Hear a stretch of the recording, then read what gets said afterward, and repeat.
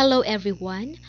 I am kindly requesting you to please listen carefully to this video discussion that I prepared in lieu of all the supposedly face-to-face interactions that was sacrificed due to the different activities that we had in our college the past few weeks. Okay, so this discussion is focused on developing virtue as a habit, and I am really hoping na pakikinggan ninyo ito until the end because at least it will help you understand what is a virtue and what makes it a habit. Okay, so when we say virtue kasi, it is about how good a person is or having a very positive attitude or a behavior. So parang ito yung pagiging mabuti ng isang tao, yung pagkakaroon niya ng mga pag-uugali or pagkakaroon niya ng mabuting asal. Okay, and paano daw ba natin ito dinidevelop para maging habit natin? When we say habit kasi, palagian natin ginagawa. Hindi lang siya for one season, hindi lang siya for 1 week, for a month, parang ganyan.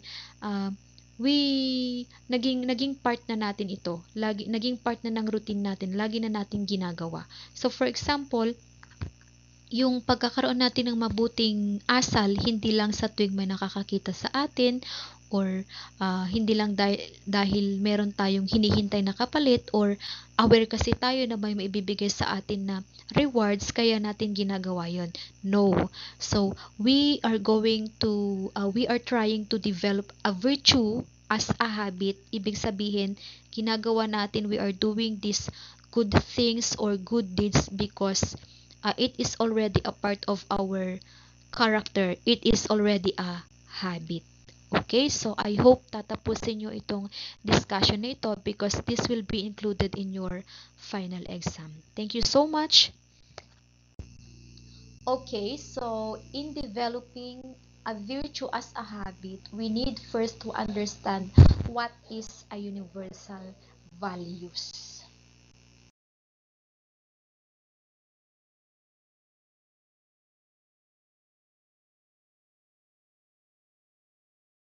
Universal values are formed by implied behavioral standards that are necessary to live in a harmonious and peaceful society. And these are also acquired with family education and school because the process of socialization involves that new generations internalize timeless concepts. So when we say universal, these are formed or these are according to the standards that we are following or certain people are following within their society. So parang hindi lang sinusunod ng isa, hindi lang para sa isa, kundi sinusunod ng lahat. That's why it's called universal values. Has carried out empirical research investigating whether there are universal values and what those values are. Schwartz also defined values as conceptions of the desirable that influence the way people select action and evaluate events.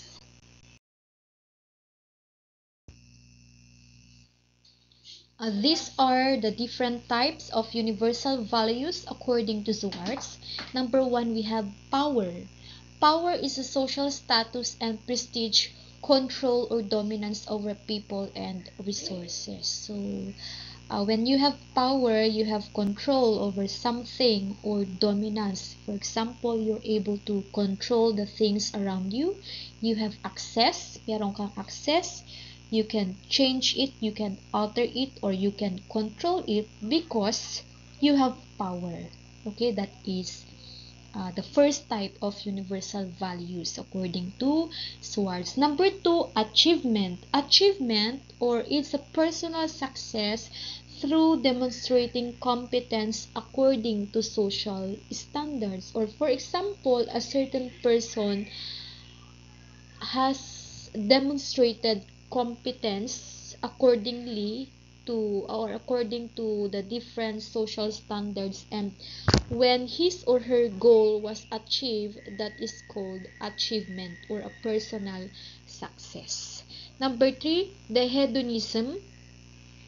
Hedonism is a pleasure or sensuous gratification for oneself. For example, there are things that you are doing and it makes you happy, or it is pleasurable for you, and when you are satisfied enough because of the things that you are doing, that is called hedonism. Okay?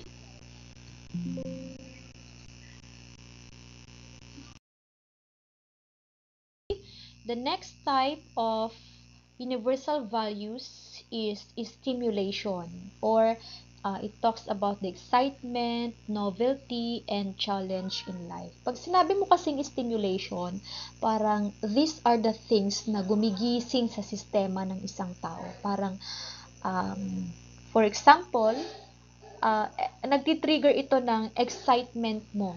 Gumigising sa'yo. For example, ito excitement, okay?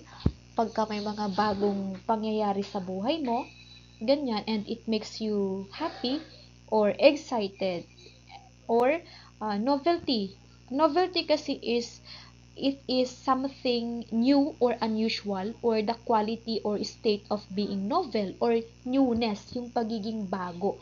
Parang first time mo ma-experience yun, and it stimulate your system. Okay? Parang adventurous, ganyan. Okay? And of course, challenge in life. Sometimes, when there are very challenging things that are happening,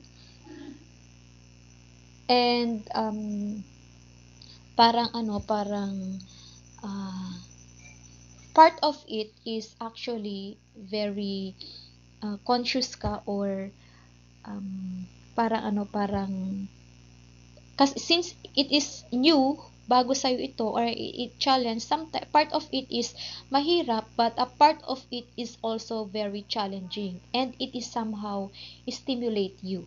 Okay? So, stimulation is also a type of, or included in the different types of universal values. Okay, number 5, the self-direction. Self-direction, it talks about our independent thought and action. It includes choosing, creating, exploring. Okay, self-direction. Gaano kalinaw ang direksyon mo sa buhay mo, and what are the things na siniset mo sa sarili mo para madirect ka, or you are guided by these things na sinet mo para sa'yo. Okay? When you have the ability kasi to think independently, or meron kang sariling huwisyo na tinatawag natin, or nagkakaroon ka rin ng direksyon, because you are independent enough to set the things which you think are good for you. You plan, but of course, you choose. Ano ba ang maganda para sa'yo? Okay? And then, kaakibat nito, you are creating opportunities, finding opportunities in order to alam mo yun, parang to implement those plans na sinet mo na nauna mo ng sinet sa sarili mo. And then, after that, perong nangyayaring exploration. Nag-e-explore ka. And when you do that, all the things that you plan for yourself, or all the things that you have set, nakakatulong sa'yo yun while doing the exploration thing. Okay, self-direction. In short, you are independent enough to choose, to create, and to explore all the things which you think are good for yourself. Okay? Number 6, the universalism. Understanding, appreciation, tolerance, and protection for the welfare of all the people and for nature. So, universalism, sabi ko nga, it is not only centered on a thing or an individual thing, but it is for everybody. everybody. Okay? Kung example, sa isang society sana, halimbawa, meron tayong rule or sinet or a standard, ganon. So, these values that we have is not only for a specific thing, but it is for everybody. Involved ang lahat. Okay? Kahit saan ka pumunta, that is present. Okay? Kahit saan ka mapadpad, kahit sino makilala mo, present lagi ang mga values na yan. Why? Because meron tayong tinatawag na universalism. For example, understanding. Okay, sabi natin dun sa chapter na na-discuss natin, we talks about culture. Every people, magkakaiba tayo ng kultura. Okay? So, iba ang paniniwala ng isa or ng classmate mo, ng kaibigan mo, dahil magkaiba kayo ng kinamulatan. But, through understanding, through acceptance, appreciation, and of course, yung respect na tinatawag natin. And then, meron tayong, in Ilocano sana, tinatawag itong panagtitinunus. Okay? Panagtitinunus. Or, pag-unawa, pagkakaunawaan, pagkakaintindihan. And it must be universal. Okay, so yun yung tinatawag nating universalism. Not only for a specific people, but for the welfare of all the people and of course for the nature.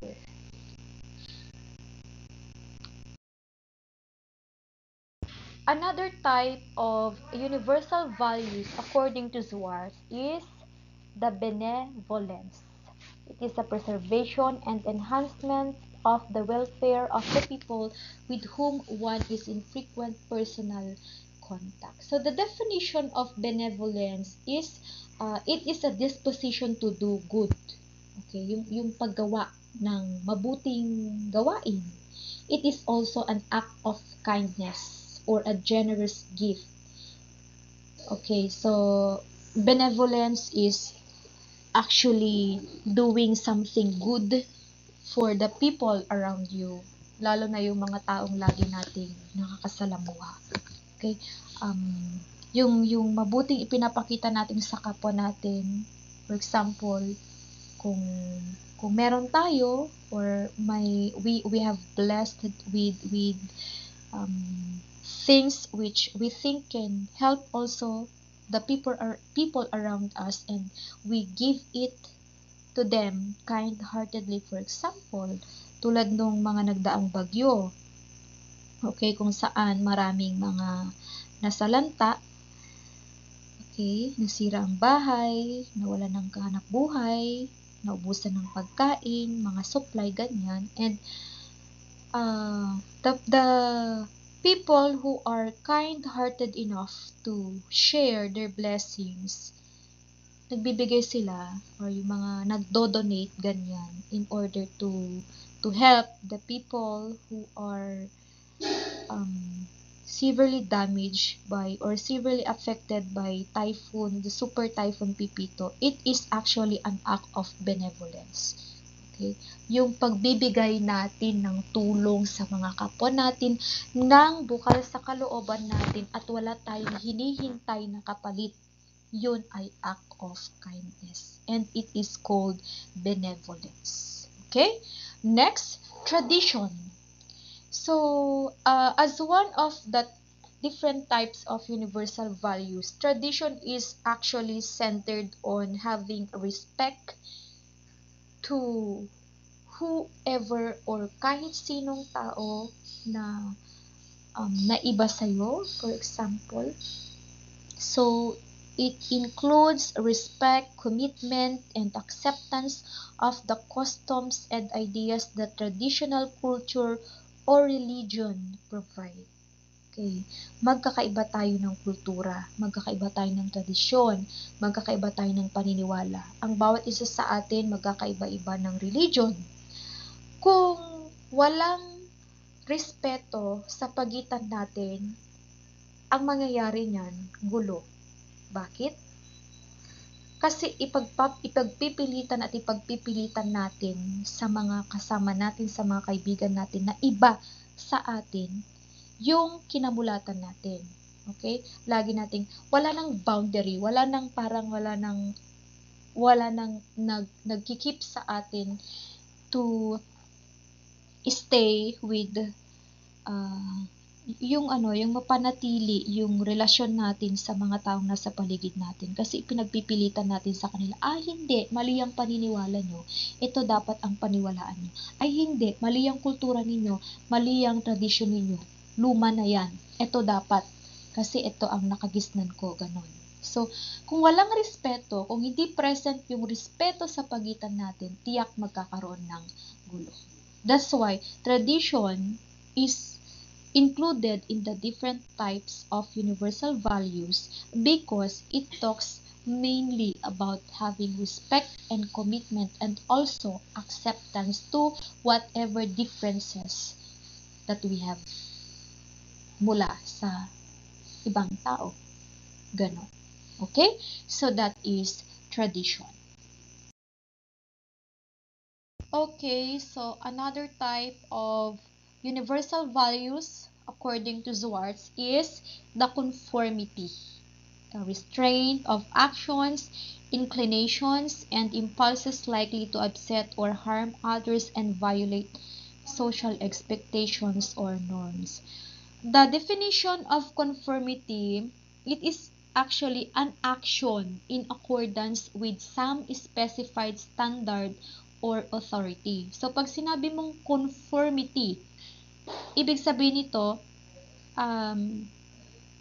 yung mga ginagawa mo ay nakasalig or nakabatay sa mga panuntunan na sinusunod sa isang specific na community or within the society. So, may conformity present yun. Kasi, your actions are in accordance with the law or sa mga panuntunan na sinusunod ninyo. Okay, so if conformity is present, it is restricting you to do actions which can possibly harm the people around you. Okay, going back to the cognitive development, which is our brain. Yung brain kasi natin, merong different parts and regions. And one of the parts of our brain is yung tinatawag nating prefrontal cortex. Itong prefrontal cortex na ito po yung responsible sa pagkokontrol sa sarili natin na makagawa ng mga actions na later on ay pwede nating pagsisisihan or parang ito raw yung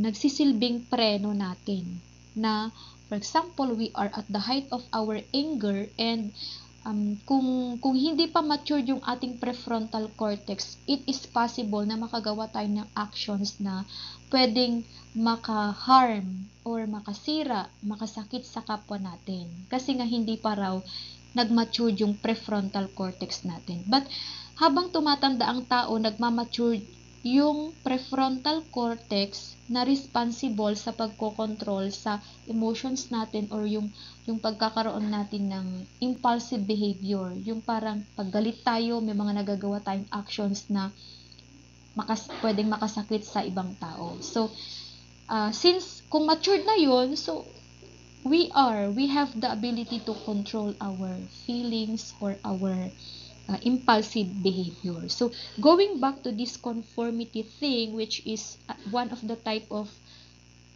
universal values, ang tatandaan nyo lang dito is, ito yung pagkakaroon natin or yung pagpagawa natin ng mga actions sang-ayon sa mga panuntunan na nakaset, maaring sa community natin or sa atin mismo. Okay, next, number 10, security. Okay, so this is all about the safety, harmony, and stability of society or relationships and of self. Safety. Ligtas ka ba? or how safe you are. Pwedeng about the things which can possibly harm you, or yung mga bagay siguro na maaring um, makasira sa'yo or sa ibang tao. Security yon, you are safe. Harmony, pagkakaroon ng pagkakaisa, or in Ilocano, panagtitinlunos. Harmony, we are as one, ganon. Merong understanding, merong acceptance to whatever beliefs that we have, and the stability of society. Pag sinabi mong stability of society, sustainable enough, to maybe sa aspeto siguro ng sa aspeto ng pagkakaroon ng or pagiging healthy ng mga tao, or pagkakaroon ng sapat na pinagkukunang yaman, ganun, sustainable, stability of society. So, secured ka na okay ka, okay ang pamilya mo sa society na yan. Parang ganon. Or relationships. Secured, for example, sa relasyon ng mag-asawa, how secured, gaano ka-secure yung relationship ninyong dalawa. Ganon. So, present ba ang faithfulness? Present ba ang love? Present ba ang respeto sa isa't isa? Hindi ba nagiging anxious yung isang involved sa relationship na yon? Or meron bang kapanatagan ang kanyang isip? Mayroon bang kapanatagan ang puso? Or lagi bang nagsiselos? Kasi kung laging nagsiselos yung isa, ibig sabihin hindi secure yung relationship. Why? Because merong something na nakakaapekto sa bond between you. Okay? So, ibig sabihin, hindi secure yung relationship. Hindi okay. Parang ganun. And of course, of yourself. Sa atin naman kasi, pag tatanong sa atin kung gaano tayo ka-secure sa sarili natin, it always parang mag-fall siya sa how stable we are. Holistically, okay ba ang physical health? Okay ba ang mental health? Okay ba ang emotion? Okay ba ang social aspect natin? Parang ganyan. So, kung hindi tayo secured, ibig sabihin there's something wrong. Okay? So, yan yung different types of universal values according to Swartz.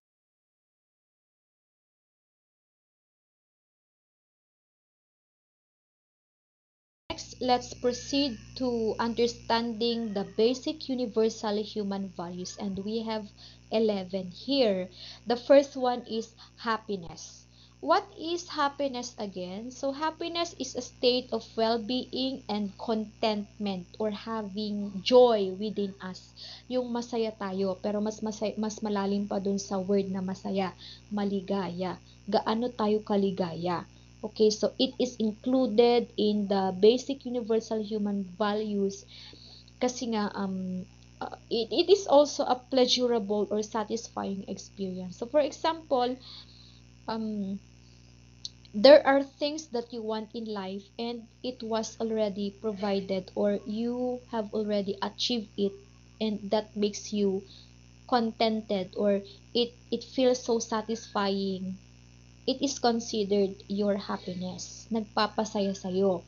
So, ano nga ba yung mga bagay na nakapagpapasaya sa atin? For example, mataas ang score mo sa exam. Maliban sa pumasa ka, mataas pa ang nakuha mo, and you are one of the top performing student inside the classroom. Parang ganyan. So, for you, it's a happy thing. It's a contentment. It's a satisfaction. So, yun yung nagpapasaya sa'yo. Or for example, I would like to include this one because I also think this is one of the things which makes you happy. For example, if you love someone and mahal ka rin niya or mahal din nila kayo, so I think it's a feeling of contentment or a satisfying feeling, and that is happiness for you.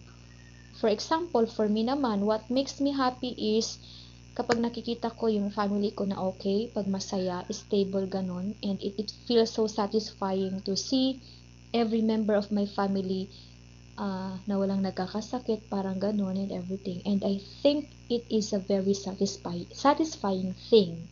So it's my happiness. Okay? So we have different kinds of what makes us feel so happy. Okay? So next, number 2, peace.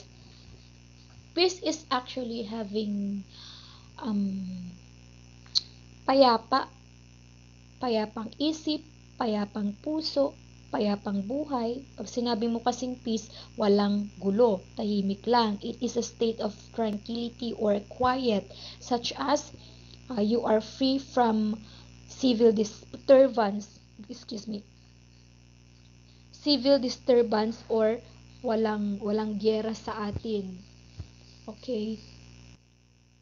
Walang giyera, walang gulo. Okay, it is also a state of security or order within a community provided for by law or custom. Okay, so tahimik, walang nakaka-stress sa atin, sa ating physical environment, and also hindi lang kasi sa paligid natin eh. Pag sinabi mo kasing peace, hindi lang sa lugar, kung nasaan ka, kundi it also talks about how peaceful you are in life. For example, tahimik ba, payapa ba ang pag-iisip mo? Wala bang nakapagbibigay ng stress sa'yo?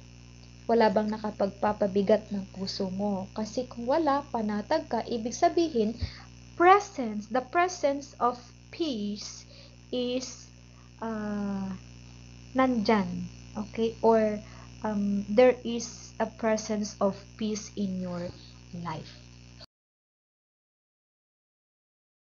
Okay, another basic universal value is love. What is love? Usually, it is a feeling na nararamdaman natin when we are so attached to a specific thing or to someone. For example, according to Merriam Dictionary, love is a strong affection for another arising out of kinship or personal ties. So it also uh, tells about an affection based on admiration or a benevolence or a common interest. Okay, so me personally, we cannot limit the definition of this one. Hindi natin pwedeng limitahan sa isang kahulugan lamang ang love dahil ito ay isang bagay na masaklaw. Pwedeng kasama rito ang happiness, pwedeng kasama rito ang stability, pwedeng kasama rito ang um, peace and everything which is really involved into this thing called love. Okay, so may iba't ibang uri kasi. Pag sinabi mong love, for example, love for yourself, love for your family, love for your parents, love for your pag-ibig sa bayan, pag-ibig sa taong mahal mo, parang ganyan. But a clear definition of love is it is a feeling, it is a strong feeling which you feel to someone, pwedeng isang tao, pwedeng isang bagay. Okay, so what is clear is it is an affection, assurance of affection. Okay, so sabi nila, when you are being hurt or pagka masakit sa'yo, for example, you are loving someone and it makes you feel sad or it feels so painful to see them na masaya sa iba. For example, ganon. It is actually kung sa pagkain sana, it's an aftertaste of love, parang ganon. Kasi nga, you feel those things because you are in love. So, kaya nga sabi ko sa inyo kanina, we cannot limit the definition of love into one single definition. Because it can be, for me personally, it can be sadness. Why sad? Because you love that person. Kaya ka nalulungkot kasi maaring hindi hindi hindi parang hindi na ibalik yung binibigay mong pagmamahal. Or masakit or hindi kaya you feel so jealous because you love that person pero hindi ikaw ang mahal niya. Parang ganon. Okay, it sounds so corny or whatever you call it, pero it's it's a vague thing. Pero ang isang malinaw na kahulugan ng love na ito is it's a feeling of affection. It's an assurance of affection. Okay, it's a warm attachment. Ito yung nararamdaman mo sa isang tao or over a particular thing na na-attach sa'yo. And when you are in love, you are ready to give. Hindi ka nasasayangan sa mga binibigay mo. Kasi you love what you are doing. Mahal mo yung taong yan or mahal mo yung bagay na yan. That's why you are sometimes selfless. Sige lang, go lang, bigay ka lang ng bigay. Hindi mo naman nararamdaman yung bigat ng binibigay mo or yung okay lang sa'yo yun because you love that thing or you love that person. Okay, so mas malinaw ito when you are feeling this. And I know that all of you are feeling this, not only for the opposite or for the person that you are you love, parang ganun, pero also for your parents siguro or for all the things that you are doing. Okay, so that is love.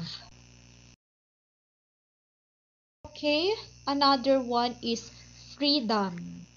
Freedom is kalayaan in Filipino. Pag sinabing kalayaan, malaya kang gawin kung ano ang mga gusto mong gawin. You are free from doing things that makes you happy, or you are free to choose, you are free to set, you are free to plan whatever you want in life. Ganon. Okay, so walang balakid sa mga gusto mong gawin. Walang nagpipigil sa'yo na gawin ang gusto mo. Or gawin yung mga bagay na para sa sarili mo or para sa buhay mo. It's a different thing naman kung you are being limited by your parents. So, siguro may mga rules na siniset ng parents ninyo sa inyo or your guardians na minsan feeling ninyo hindi nyo nagagawa yung gusto nyo because of those rules. So, it's kind of medyo walang kulang yung freedom na nasa inyo. But this freedom is actually it's the absence of necessity or the coercion, yung pagpigil sa'yo na mabuhay or yung mga nais mong gawin sa buhay. Ganun. It's a quality or state of being free. Malaya. Pagiging malaya.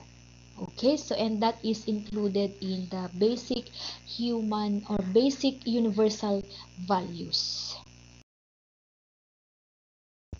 Next is safety. Okay, safety, kaligtasan. Ligtas ka, okay ang environment mo, your physical environment, you physically, you are safe from different things which may possibly or which possibly harm you, which can possibly harm you or your family. Okay, so when you say safety kasi, you are safe. Safe from whatever things that may ruin you or distract you. Okay, safety.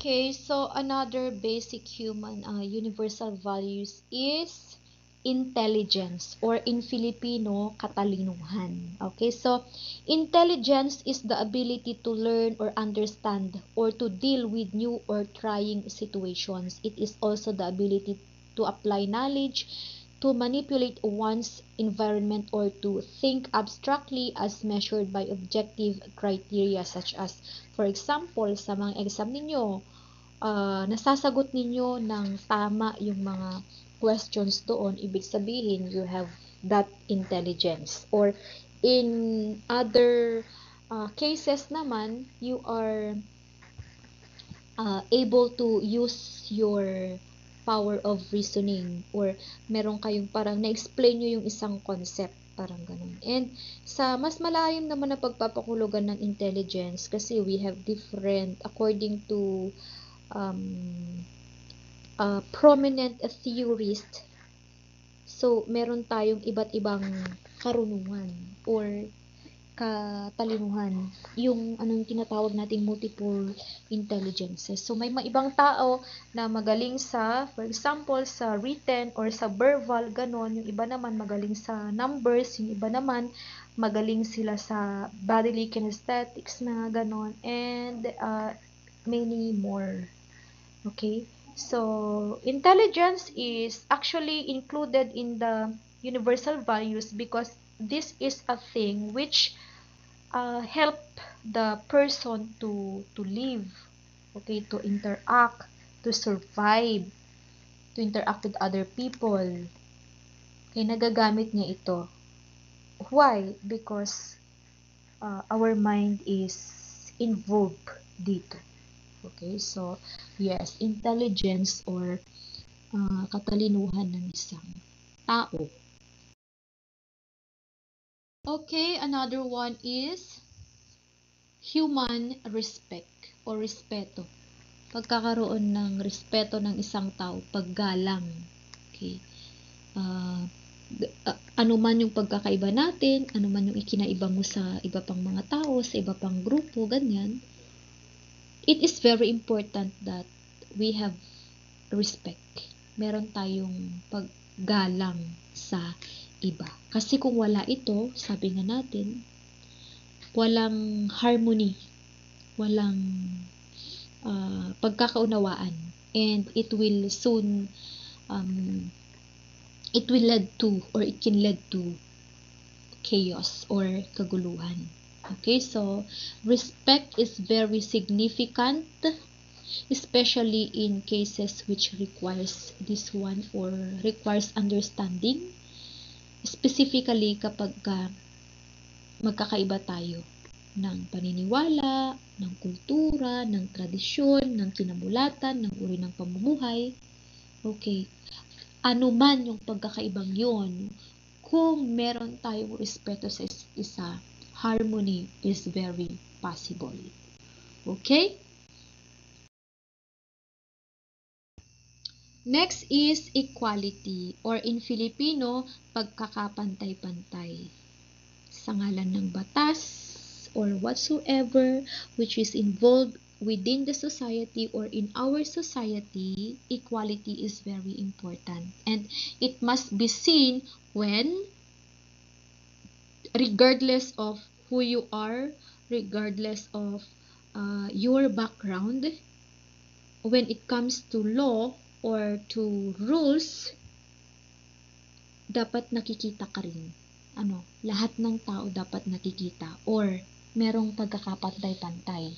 For example, kung anong binigay ka Pedro, dapat binigay din kay Juan. Kung ano ang ipinakita kay Pedro, ipinakita rin kay Juan. Parang ganun. Pero there are some cases kasi which is magkakaiba. That's why parang magkakaiba rin yung atake, or parang for example, may problema kay sa lugar ni na Juan, or magkakaiba sa may problema sa lugar ni na Pedro, parang ganyan.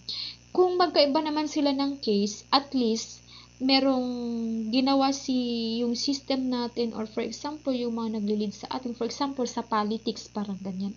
So, though magkaiba sila ng kung paano iti-treat yung case na yun, or yung problem na yun, paano i-solve yung problem na yun, basta merong ginawa na paraan to solve the problem of Pedro and merong ginawa na to solve the problem of Juan, so ibig sabihin there is still an equality because pantay na merong ginawa. Ganon. Okay? Or in short, equality is pagkakaroon ng pagkakapantay-pantay ng bawat isa. Okay? Next. Justice. Justice or justisya in Filipino. So, justice is the maintenance or administration of what is just. Okay? Especially by the impartial adjustment of conflicting claims or the assignment of merited rewards or punishments. So, pag sinabi mo kasing justice, yung pagbibigay mo ng hustisya. For example, merong isang taong nagkasala or nakagawa siya ng harm sa ibang tao and then yung action niya na yun, dapat merong karampatang parusa. Because through that, maipapakita natin or merong justice. Okay, so as in justice, the concept of rewards or punishments is also involved. For example, kung natatandaan niyo yung rewards and punishment na theory ni Boris F. Skinner, yung kanyang operant conditioning, diba, meron tayong tinatawag na the positive reinforcement and the negative reinforcement. Sa punishment naman, merong negative punishment and positive punishment. So, for example, in order to stop the behavior of someone, you are going to add something or you are going to add punishment or a task. For example, para lang may stop niya yung kanyang ginagawa. So, that is positive punishment. While, if you are removing something or if you remove something just to stop the behavior of someone, that is called negative punishment. Okay? While sa reinforcement naman, kapag meron kang idinagdag just to reinforce something or reinforce the good behavior, that is a positive reinforcement.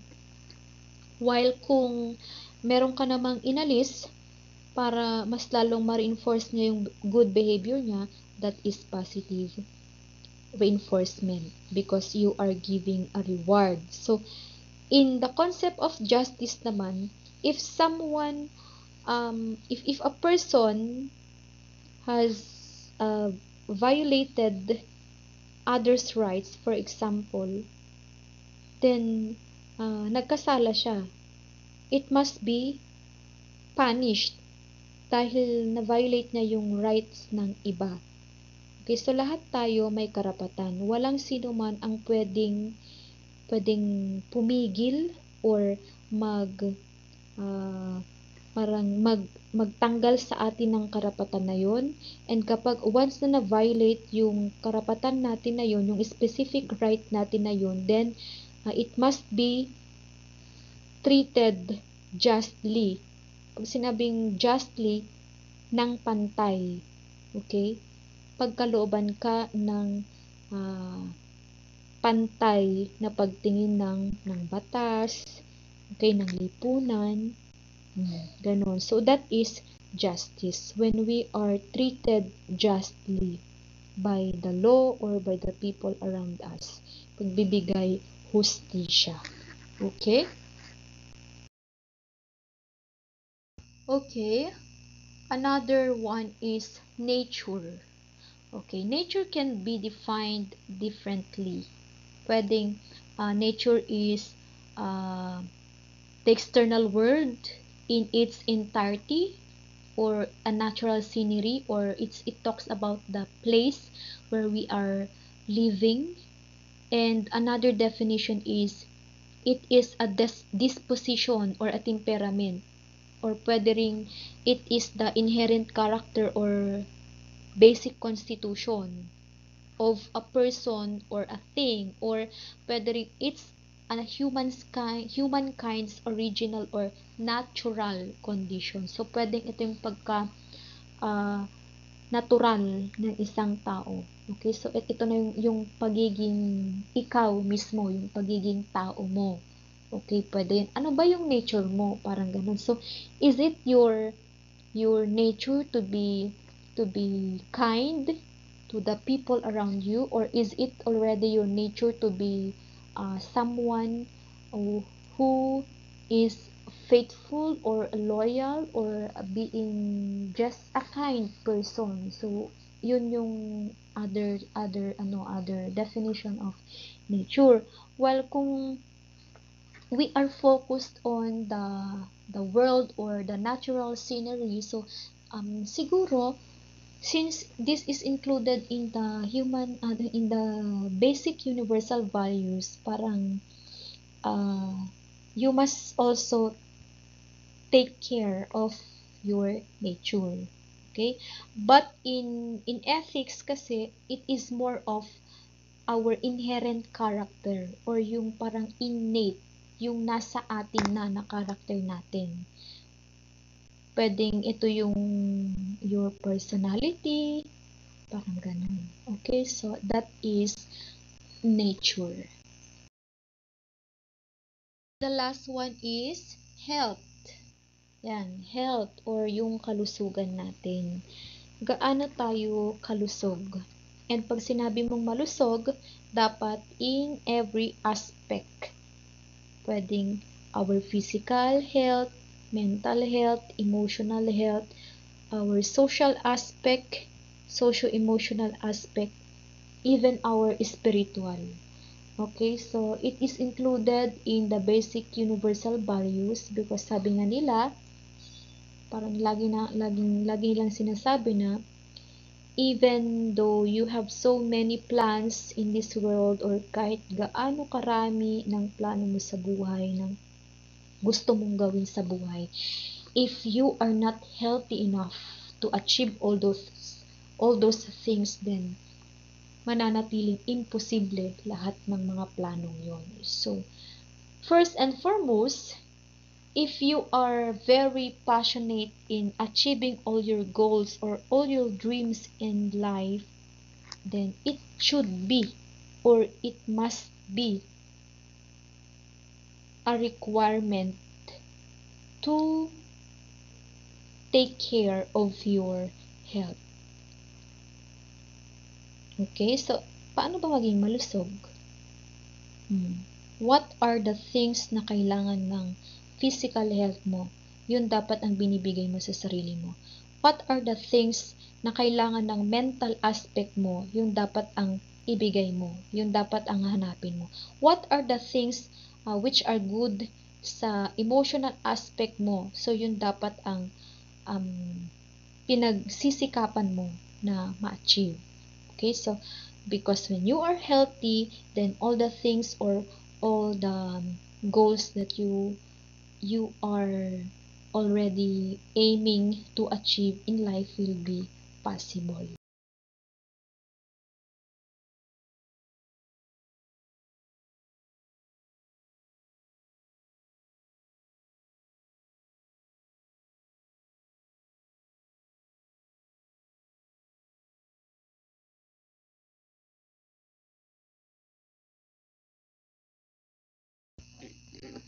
Okay, so the question is, how is moral character developed? Okay, paano ba nadidevelop yung moral character ng isang tao? The development of moral character is a complex and ongoing process that occurs throughout individuals' life. It is influenced by various factors, including genetic predispositions, cultural upbringing, social interactions, personal experiences, and cognitive development. So, ang ibig sabihin nito, hanggat may buhay daw ang isang tao, hanggat patuloy siyang tumatanda, continuous daw yung process ng development ng kanyang moral character, or yung kanyang pag-uugali. Okay? So, these developments are actually influenced by different factors. So, pwedeng genetic predispositions or hereditary. For example, ito naman niya sa kanyang tatay, ito naman niya sa kanyang nanay. Okay, so may mga ganoong factors din na maaring dahilan kung bakit ganon yung kanyang moral character. O pwede ring through the biological aspects or biological factors. For example, may sakit kasi siya kaya mainitin ang ulo niya. O parang ganon. Okay, another factor is the cultural upbringing. O papasok na naman dito yung kultura, kung paano nakakaapekto yung kulturang nakamulatan ng isang tao sa kanyang moral development. Okay, so next, social interactions or through the interaction na nangyayari sa buhay ng isang tao sa pakikipag-interact niya sa ibang mga tao. For example, ito kasi yung lagi niyang nakikita sa mga taong lagi niyang nakakasama. That's why it influences his or her moral development. Another factor is the personal experiences of a person. So, pwedeng because of the things or because of his or her experiences, kaya siya tumibay. Kaya siya naging matapang sa pagharap pa sa mga hamon niya sa buhay. Or dahil kaya ganito ang personality niya because of his personal experiences. Okay?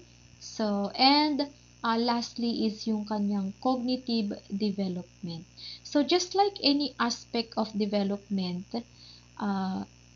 pwedeng sa physical aspect, social aspect, emotional aspect, cognitive aspect, ganyan, yung development the moral development of a person is being influenced by different factors. So, yung cognitive development, it may also affect the moral development or moral character of the person because, for example, mas matured na siyang mag-isip, kaya alam na niya ang tama at alam na niya ang mali.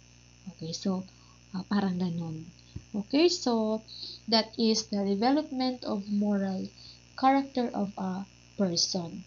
It is a complex but still an ongoing process. So, sabi ko nga kanina, habang tumatanda ang isang tao at hanggat siya ay may buhay, continuous lang yung process ng kanyang moral character development.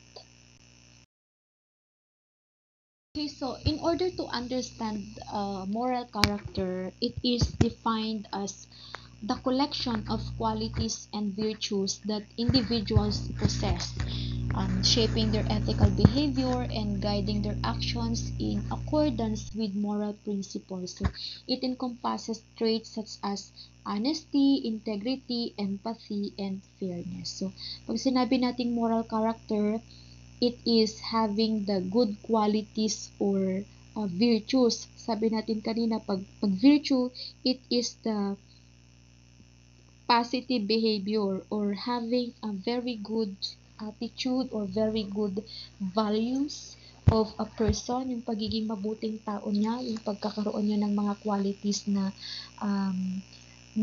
nagiging parang reason kung bakit siya ay isang mabuting tao. Okay, so that is a moral character. Okay, let's proceed to the key factors and processes that contribute to the development of moral character. So we have a few here. The first one is moral learning. So ano naman itong moral learning na tinatawag natin bilang isa sa mga factors or processes na maaring magkaroon ng ambag sa moral character ng isang tao. So, moral character begins to develop in early childhood through moral learning. Children observe and imitate the behavior of significant others such as parents, caregivers, and peers. They learn about right and wrong, fairness, empathy, and other moral values through socialization processes, including reinforcement, modeling, and guidance.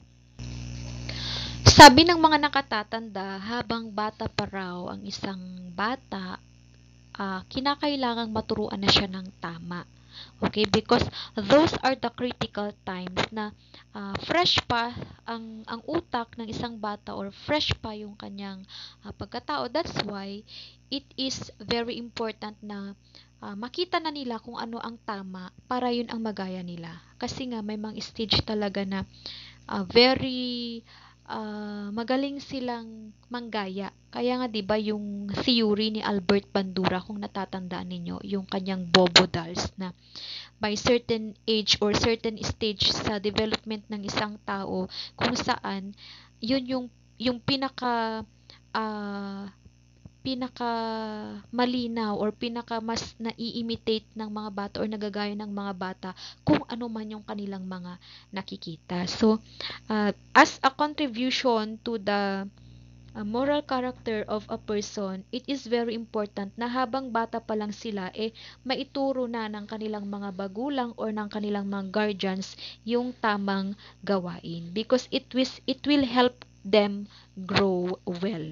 Okay? So, next is the cognitive development. Moral character is closely linked to cognitive development. As children grow and mature, their cognitive abilities such as reasoning, perspective taking, and moral judgment become more sophisticated. So, Piaget's theory of moral development and Kohlberg's stages of moral reasoning provide frameworks for understanding how cognitive abilities influence moral character development. Sometimes, because of the ability of a person to think, or ability to use their cognitive aspect, kaya sila aware sa mga, or they are aware of what is right and what is wrong, because they have the capability to do so. Okay? Kung healthy sila, kung healthy ang kanilang cognitive aspect or yung kanilang mental ability, so ibig sabihin, naiintindihan nila yung tama. So malaking factor daw yung cognitive development ng isang tao sa kanyang moral development or moral character. Example, pansinin ninyo yung mga taong hindi capable sa pag-iisip ng tama, or yung mga tinatawag nating mentally retarded people. Hindi sila aware sa kung ano ang tama at kung anong mali, because they do not have the capability to think clearly. They are not healthy. Hindi healthy ang kanilang cognitive aspect. That's why it affects their ability to understand what is right and what is wrong. Okay? Next is the emotional development. Of course, when you are able to control your emotions, or you are your emotional aspect has reached its stage wherein a person can control its emotions or can handle its emotions, then it only means that there is a very high possibility that they can develop their moral character, just like having empathy, compassion, guilt, and moral emotions. So it helps them connect with others and develop a sense of responsibility for their actions. Emotional or emotions actually play a very crucial role in shaping moral character. So emotional experiences and social interactions contribute to the formation of moral values and guide moral decision making. So a person who is not matured enough to control their emotions or to handle their situation, for example, mababa lang yung chance na they can or they will able to perform things which may parang magsasabi na naintindihan nila kung ano ang tama at mali, because they don't have the ability to handle their emotions. In short, malaking bagay ang emotional development or pag-handle ng isang tao sa kanyang emotion in his or her moral character development. Okay? So next is ethical guidance and education. Formal and informal ethical guidance and education contribute significantly to the development of moral character. Parents, teachers, and other influential figures provide guidance and moral instruction and opportunities for ethical reflection. Religious and philosophical teachings, ethical frameworks, and moral education programs help individuals develop a coherent moral framework. Okay, example, kung ang isang bata ay namulat na maaga pa lang ay namulat na siya sa mga bagay na makakatulong sa kanya or nagtuturo sa kanya kung ano ang mabuting gawain or pagkakaroon ng mabuting asal, then it is a very good contribution sa pag-shape ng kanyang moral character. Okay, so for example, yung kanyang parents, ina-expose siya sa values education or pag-guide sa kanya sa mga bata na ito yung mga bagay na dapat ninyong gawin dahil ito yung mga mabubuting gawain. And ito rin yung mga bagay na hindi nyo dapat ginagawa kasi masama itong mga ito. So, kung mas maaga na na-expose yung mga bata sa mga ganitong bagay, ibig sabihin they are guided ethically and meron silang education, sapat they are being educated to what is right and what is wrong, and that is ethical guidance and education. Next, personal reflection and critical thinking.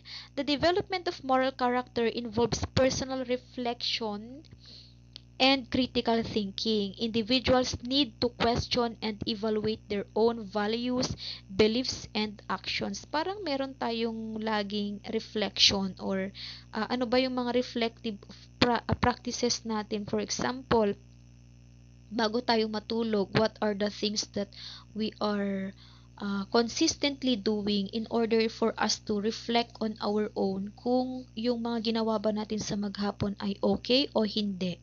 Nakasakit ba tayo sa mga kapwa natin or nagawa ba natin yung mga dapat nating gawin, yung mga tama, ganun. Okay, so it is also very important that we are doing things which help us to reflect on our own sa mga bagay na lagi nating ginagawa, because it will also help us grow more and develop our moral character. Okay?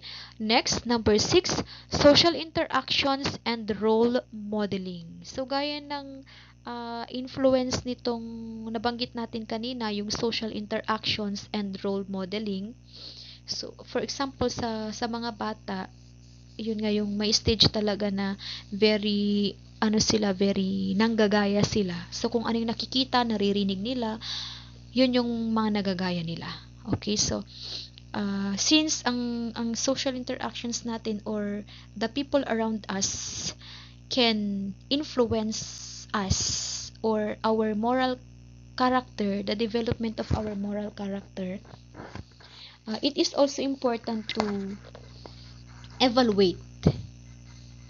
I-evaluate natin kung sino ba yung mga lagi nating nakakasama. And meron ba silang impluwensya sa atin? Kung okay ba yung impluwensya nila sa atin or hindi. Ganun. And also, for example, sa mga age ninyo na yan, meron din kayo mga itinuturing na role model. For example, pwedeng yung mga yung parents ninyo, yung tatay ninyo, kaya ninyo gustong mag-teacher kasi yung tatay ninyo teacher, or kaya ninyo gustong mag-teacher kasi yung mga kapatid ninyo teachers, for example, ganun. Or pwede rin your friends, your teachers also, or someone na nilulook up ninyo because they are doing good deeds and you are being inspired by their actions. That's why tinitreat nyo sila as your role models. Okay, so next, moral dilemmas and life experiences. Moral dilemmas, again, it is a case or a situation when you are at the center and you are having a difficulty to choose what or to choose between two conflicting uh, concepts or two conflicting things, because both pwede mong piliin yung dalawa but you need to choose only one. So pwedeng piliin mo itong isa, piliin mo itong letter A or choice A kasi you have a reason to choose that. Or pwede rin mo ring piliin yung choice B because you have a reason to choose that. Parang yun yung moral dilemma. You are at the center and you are having a difficulty to choose kung alin sa dalawa, for example, okay? And of course, your life experiences. So, this factor, the moral dilemmas and the life experiences, moral character is further shaped through encounters with moral dilemmas and real life experiences. Sometimes you are being developed because of the things that are continuously happening in your life. Okay, mas natututo kayo, mas nadidevelop kayo yung moral character ninyo dahil sa mga bagay na patuloy na nararanasan ninyo. Pwedeng your moral dilemmas, for example, or even your life experiences. Sabi ko nga kanina, example natin, mas naging matapang ka, mas naging matibay ka sa mga pagsubok o hamon na dumarating sa buhay mo because you are always experiencing those kinds of challenges in life. That's why mas na-develop yung moral character mo. For example, kung paano makitungo sa ibang tao, or halimbawa na experience mo na may mga ibang tao pala na hindi natin, or may mga ibang tao talaga na ayaw sa atin. So, hindi mo mapiplease ang lahat. Hindi lahat ng tao sa paligid mo ay sang-ayon sa'yo. Parang ganun. So, for example, from that certain life experience, ang natutunan mo na, even though may mga tao na ayaw sa'yo, but it is always important na you are showing respect to them.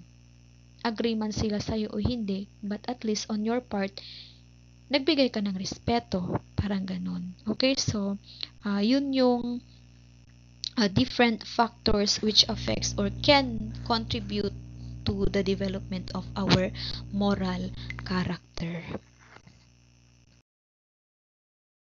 Okay, next. Circular relations of acts that build character. The development of moral character involves a circular relationship between acts that build character and the character that influences future actions. So, this circular relationship is often referred to as a virtuous cycle or a character building cycle. Here's a discussion on how this circular relationship operates. Number 1, acts that build character.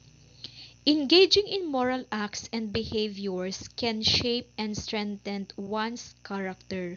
When individuals consistently act in line with moral values such as honesty, kindness, and fairness, they reinforce those virtues within themselves. Each moral act become an opportunity for personal growth and character development. For example, consistently telling the truth builds the virtue of honesty, and acts of kindness cultivate compassion. Okay, acts that build character. Sabi nga nila, consistency is the key. If you are being consistent and naging habit mo na yun, so may tendency talaga na it will be a part of your character. Parang naka-built-in na siya, kumbaga. So for example, this is just a small act, but when you are doing it consistently, nagiging character mo na siya. Kasi lagi mo nang ginagawa eh. Hindi na lang siya basta habit, kundi nakakabit na siya sa'yo. It is already your character. Okay, sabi nga dito sa example na kanina, when you are always telling the truth, then ibig sabihin, ang nabuild mo na character mo ay honesty. Okay? So, yun. Next, character influencing future actions. An individual's character, including their values, beliefs, and moral virtues, influences their future actions. One's characters serves a guide for decision making, determining how they will respond to ethical dilemmas or challenges.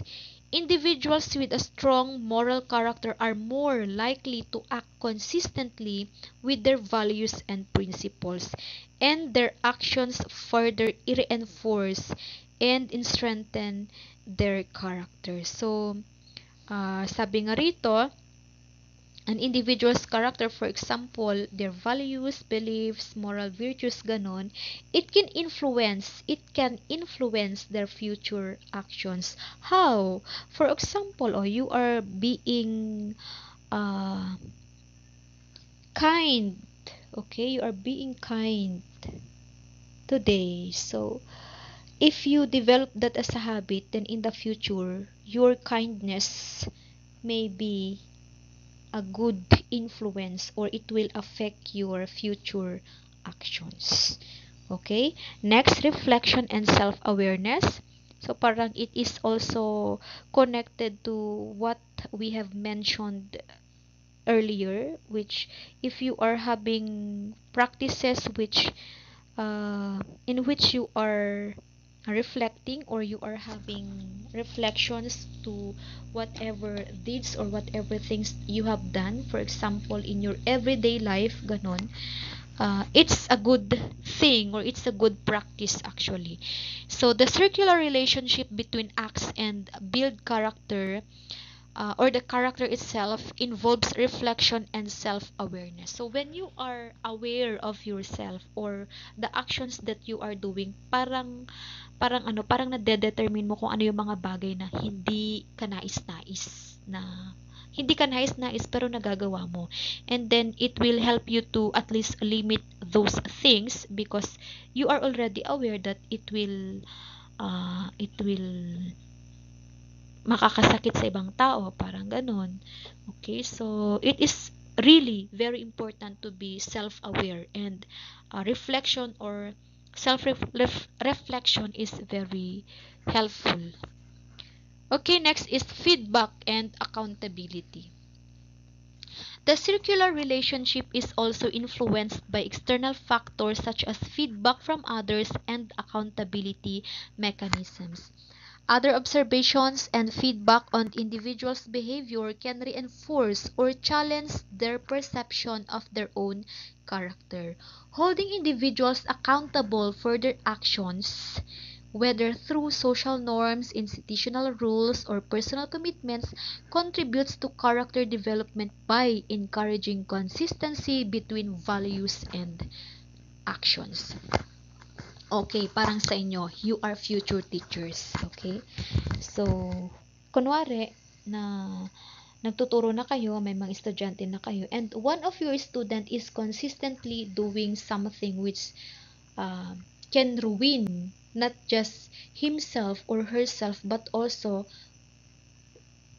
yung mga classmates nila, parang ganon. And you reach out to them, then sinabi mo na, oh anak, hindi maganda yung ginagawa mo, parang ganyan. So on their part, it is yung feedback kasi na ginawa mo sa kanila is very helpful. Bakit? Kasi through feedback, nalalaman nila, or maging ikaw man, for example, kung may nag-feedback sa inyo estudyante mo na, ang hina ng boses mo or something ganito, hindi po namin naiintindihan. So, pag may mga honest feedbacks na ganun, wag nating ikagalit. Be thankful, kasi because of those feedback, we are being aware of our weaknesses, or of our flaws. Diba? Parang, okay. So, hindi pala pwede ito. Hindi pala, ito mali ko pala ito. Okay, so, when you are very open, tas ina-accept mo yung mga ganyang feedback, it will help you to grow more. And when you take it positively, malaki ang tendency na makakatulong yan sa development mo. Yung hindi mo dinidibdib na mayroong feedback sa'yo. Positive man yan. Siyempre, kung positive, we are very happy because the feedback is so positive. Pero hindi lang naman kasi mag-stop doon. When the feedback is positive, ibig sabihin, we have to sustain those things na positive sa part natin. But when the feedback is negative, be thankful pa rin kasi nga, we are able to know our weaknesses. So, it will help us grow more. Same as with accountability. When we are accountable of our own actions and kapag ka nasusuong tayo sa mga ganoong situations na halimbawa may nagawa tayong mali but we are hold accountable for such actions and we accept it, it will be an opportunity for us to grow more and to learn more, and it will definitely build our character. Okay? And the last one is the continuous growth and improvement. Huwag kayong matakot na mag-explore because it's for your own growth or for your own improvement. So, sabi ko kanina, huwag tayong matakot sa mga criticisms. We should take it positively. Negative man or positive yung kanilang feedback or yung kanilang criticisms, ganyan. We should always take it positively and we should apply it on our life because it will surely improve us. Okay? So, those are the circular acts that build our character. Next, let's talk about the acts that emanate on character. So we have 1, 2, 3, 4, 5, 6, 7 acts. The first one is consistency with values. Acts that emanate from character are consistent with an individual's core values. They align with what the person believes is right, just, and virtuous. For example, if an individual values honesty, their actions will consistently demonstrate truthfulness and integrity in various situations. So, you are consistent with your values. Next, internal motivation. In internal motivation, acts that emanate from character are driven by internal motivation. Rather than external factors. So, ibig sabihin, pag internal motivation, it comes from within.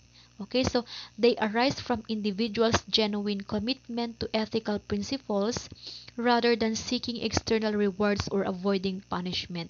When we say internal, internal motivation is different from external motivation. Kasi when we are talking about external motivation, parang there are external factors. For example, you are doing this thing because you know that you will be rewarded. Okay? Or example, ina-expect mo na merong gift na ibibigay sa'yo or a reward, kaya ginagawa mo yung bagay na yun.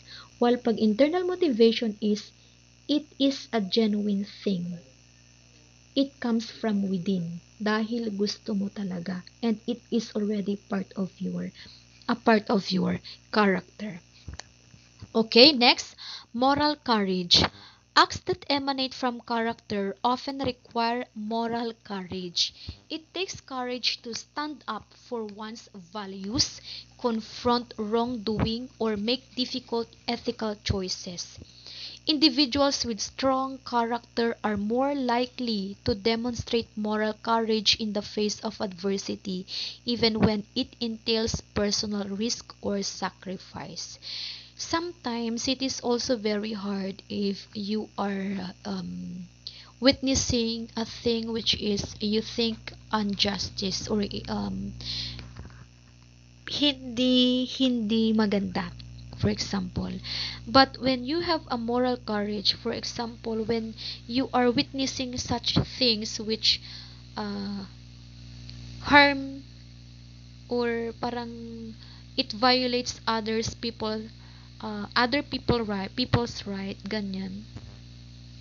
And when you stand up for them and parang gusto mong itama kung ano yung mali, or gusto mong parang manotice ng iba yung maling nakikita mo, parang ganon,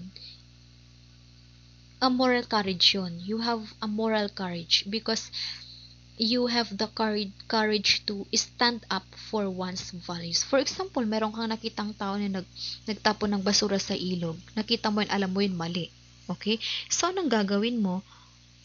When you have the courage to do that, ibig sabihin, you also have a moral courage because you are confronting the wrongdoing. Okay? And it is also difficult on your part because you are making ethical choices. Okay? That is moral courage. Next, consistency across situations. Acts that emanate from character are consistent across different situations and contexts. They are not dependent on convenience or external circumstances. Individuals with strong character demonstrate consistency in their moral behavior regardless of the situation they find themselves in. So, matatawag ng isang, masasabing may strong character ang isang tao kung nagpapakita sila ng consistency sa kanilang moral behavior kahit anong situation or kahit anong context sila naroroon. Okay, that is consistency across situations. Next, number 5, impact on others. Acts that emanate from character can have a positive impact on others. They inspire and influence those around them by setting an example of ethical conduct. These acts can inspire others to reflect on their own values and actions, fostering a culture of integrity and moral responsibility. For example, you are a teacher and lagi mong sinasabi sa mga estudyante mo, okay, you have to wear your uniform, you must be in your proper uniform, o dapat maayos kayo, dapat walang nalilate, dapat present kayo everyday. So, those things must also be seen. Dapat nakikita nila yun sa'yo. Sabi nga nila, walk the talk. Okay? So, when you are someone na nagiging inspiration sa ibang tao, and for example, your actions or your behavior, kung nakikita mo yung mga yan din sa mga taong lagi mong nakakasama, ibig sabihin you have an impact to them. Okay? Meron kang mabuting na ibigay o may maganda kang na impluwensya sa mga taong nasa paligid mo. Okay? Next, building trust and relationships. Acts that emanate from character contribute to building trust and forming meaningful relationships. When individuals consistently act in accordance with their values, they establish a reputation for trustworthiness and reliability. Others are more likely to trust and respect individuals with strong character, leading to stronger connections and collaborations, building trust and relationships. For example, you are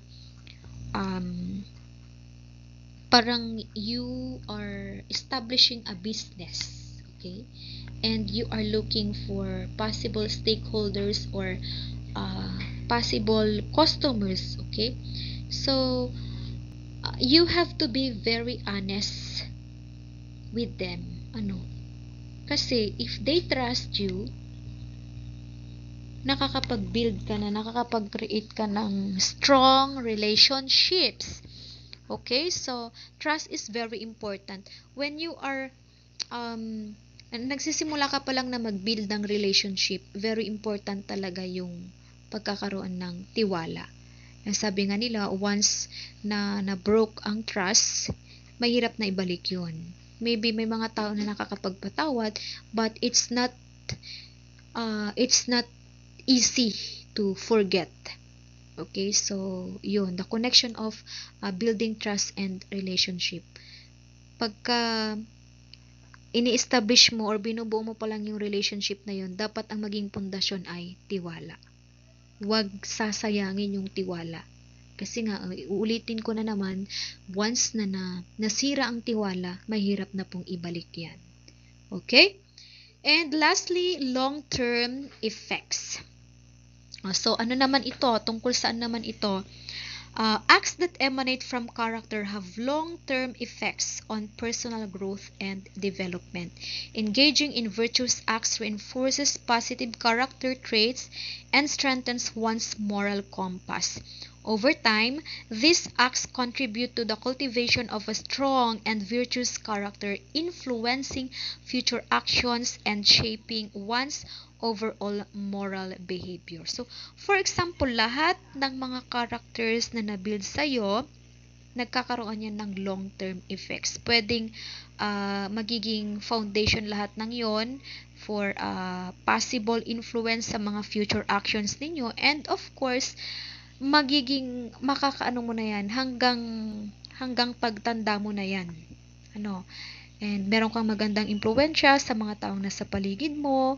Okay, you are very open to criticisms, or you take every criticisms or negative feedbacks as positive contribution to your character. Okay, so those are the things, or those are the acts that emanate on character. Okay, everyone, I hope umabot kayo sa last slide nito, and I will be very happy. I am genuinely happy kung umabot kayo sa slide nito, because it only means na tinapos ninyo yung discussion ko about developing a virtue as a habit. Okay, so I hope meron naman kayong napulot kahit konti from this discussion. And I would like also to take this opportunity to say sorry again, my apologies for all the sacrificed face-to-face interactions because of the things that minsan hindi natin kontrolado. Okay, so again, I hope you learned something from this discussion.